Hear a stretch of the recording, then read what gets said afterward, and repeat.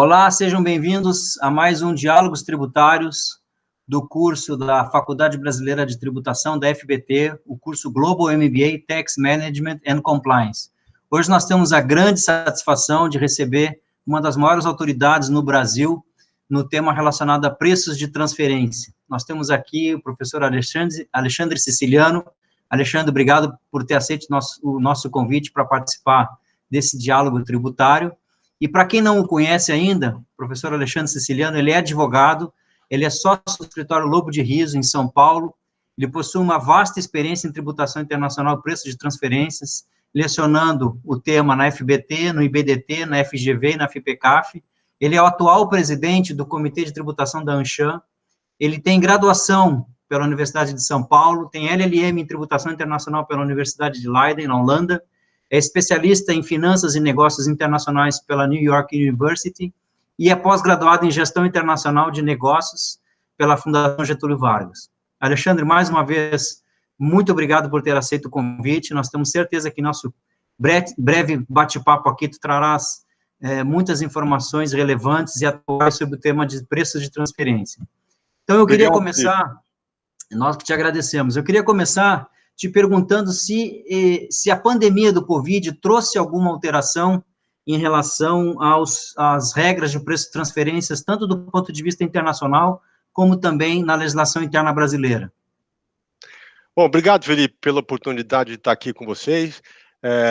Queria parabenizar pelo curso do MBA Global em Tax e Compliance, que vai ter algumas áreas de atuação, algumas áreas de concentração, transfer pricing, BEPS, transparência, questões muito atuais, questões que já eram atuais antes da pandemia, e eu ouso dizer que a pandemia talvez ela tenha catalisado e talvez tenha acelerado algumas necessidades de alteração na tributação internacional.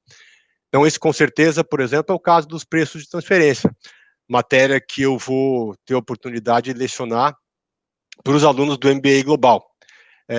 Essa matéria, Felipe, todos nós sabemos, ela vem crescendo em importância.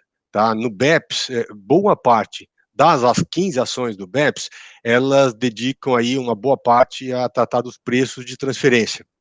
Então, a importância desse tema, ela vem sendo crescente.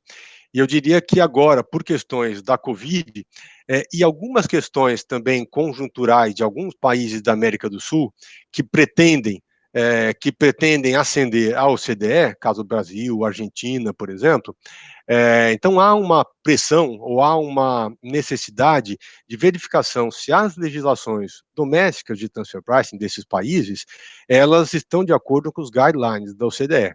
E no caso do Brasil, eu posso adiantar para vocês que elas são bem diferentes, né, que a legislação brasileira é bem diferente do que preconizam os guidelines da OCDE. Então, eu acho que essa necessidade de análise já existia, e a Covid agora, gerando aí uma pressão pelos países em obter fontes de financiamento, em obter fontes de arrecadação tributária, ela talvez torne mais incisiva essa pressão. A gente vive também um momento, você sabe disso, em que as relações, a digitalização da economia, né, ela vem ganhando cada vez mais importância. E a Covid também serviu para mostrar para a gente o quão importante é você ter digitalização da economia tradicional. Então, por exemplo, a gente tem boa parte das empresas prestadoras de serviço, bancos, por exemplo, mercado financeiro, trabalhando à distância. E esse trabalho continuou, e ele gera receita, ele está funcionando, então acho que ele vem funcionando talvez com maior excelência naquelas empresas e setores que tinham digitalizado boa parte do seu modelo de negócio. Veja bem, quando eu falo digitalizar a economia, eu não falo na economia digital propriamente dita. Já nasce digital. Exatamente. Então, muita gente associa a digitalização da economia, o pessoal associa com Google, com Facebook.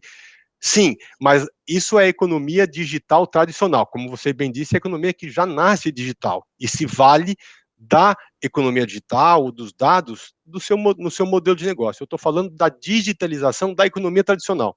Isso. E o que isso tem a ver com o preço de transferência? Você pode estar perguntando, Felipe. Na verdade, o preço de transferência, ele cresceu num ambiente em que as trocas entre as unidades de um mesmo grupo multinacional, elas se tornavam cada vez mais prementes e necessárias. Então, eu tinha por exemplo, cadeias de produção que elas contavam com várias unidades de um grupo, em vários países, mandando peças ou mandando insumos para uma unidade que ia montar isso e acessar vários mercados consumidores. Esse é um modelo tradicional de geração de valor na indústria mundial. A digitalização da economia, ela, em alguns casos, olha só, em alguns casos, ela acaba até aproximando o consumidor final do produtor inicial de produtos. Então, talvez haja também aí uma influência na diminuição das trocas entre empresas de um mesmo grupo mundialmente, na medida em que há uma aproximação com o cliente final. Então, por exemplo, é muito fácil eu comprar pelo website mercadoria de um site, por exemplo, da Amazon dos Estados Unidos. Nos Estados Unidos. E isso evita com que, talvez, se eu tivesse uma empresa nos Estados Unidos, mandando esse produto para sua subsidiária no Brasil e eu fizesse uma compra local. Então, houve uma aproximação dos consumidores finais com os produtores internacionais. Isso vai gerar um impacto também em preço de transferência. Eu estou dizendo que vai acabar a troca entre empresas de um mesmo grupo? Óbvio que não. Óbvio que isso vai continuar existindo e até em número maior. Mas eu digo que há um impacto para a gente refletir em que medida as transações via internet, por exemplo, elas podem afetar os preços de transferência. E aí eu já faço o link com aquele outro assunto que eu puxei para vocês, da digitalização da economia. A gente está no momento em que vários países, inclusive o Brasil, discutem o Digital Tax. O Digital Tax seria alguma forma dos países conseguirem tributar as operações digitais que acontecem fora do seu território, mas que muitas vezes beneficiam, ou pelo menos são serviços que são tomados por residentes no seu território. Muito rapidamente seria talvez essa preocupação. Então, vários países já implementaram Digital Tax ou mecanismos que são parecidos com o Digital Tax. O Brasil, acho que talvez alguns de vocês saibam, que discute uma proposta legislativa nesse sentido. Uma proposta legislativa, é uma opinião pessoal minha, muito diferente, talvez muito difícil de ser aprovada, mas já há uma discussão, e não é uma discussão no meio acadêmico, no meio doutrinário, mas é uma discussão sobre o aspecto legislativo. Então eu acho que é uma questão de tempo também, e eu imagino que essa discussão também existe em outros países da América do Sul, por exemplo. Então eu acho que é uma questão de tempo também para a gente ter um desenvolvimento nessa área da tributação, da digitalização da economia digital, nesse caso. E aí eu prevejo também que em algum tempo esses assuntos eles vão convergir. Então eu acho extremamente provável que daqui, aí eu vou chutar, daqui a 10 anos talvez, daqui a 15, 20 anos, a gente tenha uma congregação de vários institutos que estão separados hoje na tributação internacional, então preço de transferência, Digital Tax, e até outras iniciativas do BEP, de transparência, por exemplo, tudo isso tende a ser uma coisa só. Tende a ser a tributação internacional, que vai ser cada vez mais presente na vida de todos nós, como consumidores e como operadores do direito.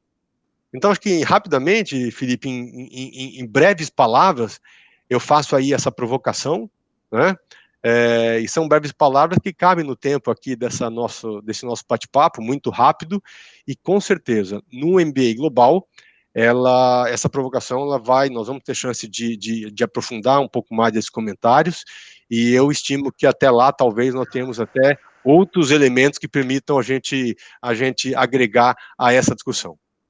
Veja, Alexandre, que importante também esse teu comentário de que nós provavelmente teremos uma tributação internacional, não sei se única, mas muito próxima de um país de outro, que esse também é o propósito do nosso próprio curso. Nós temos aí mais de 16 países participando do nosso curso, são quase 20 professores representando os países, que vão tratar justamente desses temas relacionados à tributação internacional, da perspectiva da América do Sul, da América do Norte e da Europa, que certamente, não sei que espaço de tempo, como tu disseste, pode ser 10 anos, 8, 5, 15, mas certamente a gente vai ter uma legislação muito mais similar nos países do que nós temos hoje. E para finalizar, eu queria ouvir de ti, Alexandre, em relação ao Brasil, porque o Brasil é sério candidato a participar como membro efetivo da OCDE.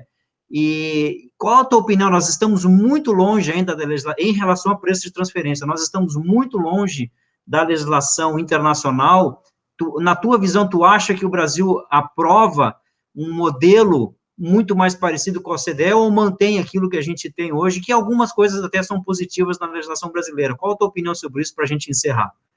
Olha, Felipe, essa discussão, ela se tornou muito mais concreta. Então, como eu já falei aqui, a legislação brasileira hoje é muito diferente, né? E havia aí uma percepção, talvez há 2 anos atrás, de que talvez o Brasil pudesse entrar na OCDE com uma legislação diferente de transfer pricing, né?